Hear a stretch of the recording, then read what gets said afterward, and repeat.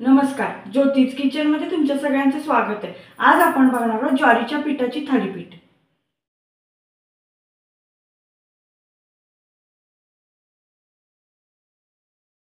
त्यासाठी लागणारे साहित्य जे आपण पाहून घेऊया। त्यासाठी लागणारे आपल्याला ज्वारीचं पीठ, डाळीचं पीठ, बारीक चिरलेली कोथिंबीर, एक बारीक चिरलेला कांदा, मीठ, तेल, आलं लसूण आणि मिरची यांची पेस्ट, जिरे पावडर, धने पावडर, हिंग आणि हळद। आता आपण कृतीला सुरुवात करूया। सगळ्यात आधी आपल्याला थालीपीठासाठी लागणारे पीठ मळून घ्यायचं आहे।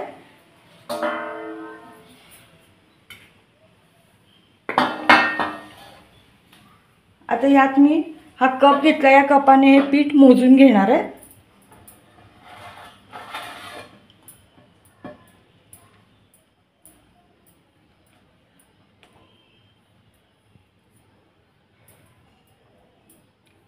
आता आपण हे 1 कप ज्वारीचं पीठ घेतलंय। त्यानंतर आपल्याला अर्धा कप डाळीचं पीठ घ्यायचंय।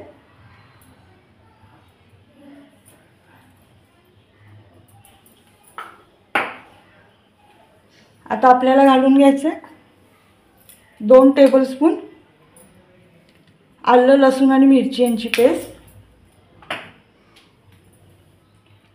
1 टीस्पून धने पावडर, 1 टीस्पून जिरे पावडर,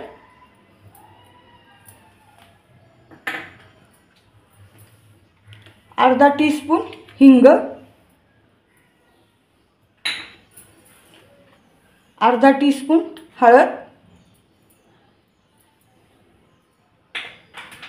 बारीक चिरलेला कांदा,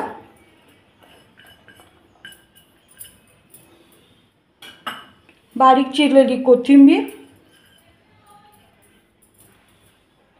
आणि मीठ तुम्ही तुमच्या चवीनुसार घालून घ्या।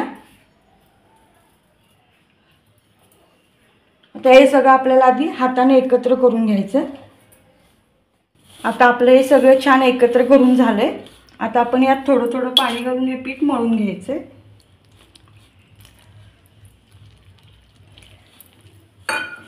पाणी आपल्याला लागेल तसं घालायचं।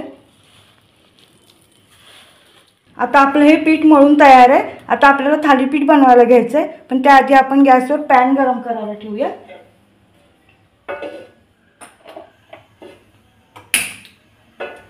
आता आपलं पॅन गरम होतोय, तोपर्यंत आपण थालीपीठ बनवायला घेऊया। त्यासाठी मी एक पोळपाट घेतलाय, त्याच्यावर आपल्याला एक कॉटनचं कापड पसरवून घ्यायचंय।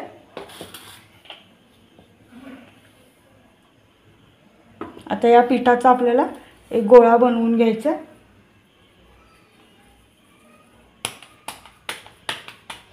आणि या कापडावर आपल्याला आधी पाणी थोडं लावून घ्यायचं आहे आणि मग आपल्याला हा गोळा याच्यावर असं थापटून घ्यायचा।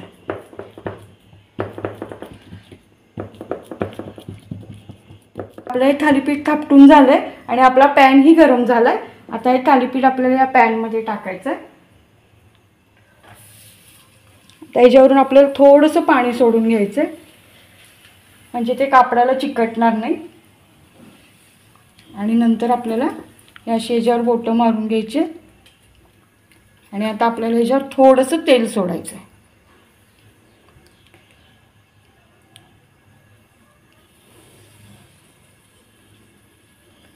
आता आपण याच्यावर एक ताट झाकून घेऊयात आणि एक 2 ते 3 मिनिटं याला चांगलं भाजून घेऊयात। आता 2 ते 3 मिनिटं झाली आहेत आणि आपलं थालीपीठ एका बाजूने छान भाजून झालंय। आता आपण हे दुसऱ्या बाजूने पण थोडंसं भाजून घ्यायचं आणि नंतर एका प्लेटमध्ये काढून घ्यायचं। अशाच प्रकारे आपण बाकीची पण थालीपीठं बनवून घेऊयात। अशा प्रकारे तयार आहे आपलं ज्वारीच्या पिठाचं थालीपीठ। तुम्हाला जर आजची आमची रेसिपी आवडली असेल तर अशा छान छान रेसिपी पाहण्यासाठी आमच्या व्हिडिओला लाईक करा, शेअर करा आणि चॅनलला सबस्क्राइब करा। धन्यवाद।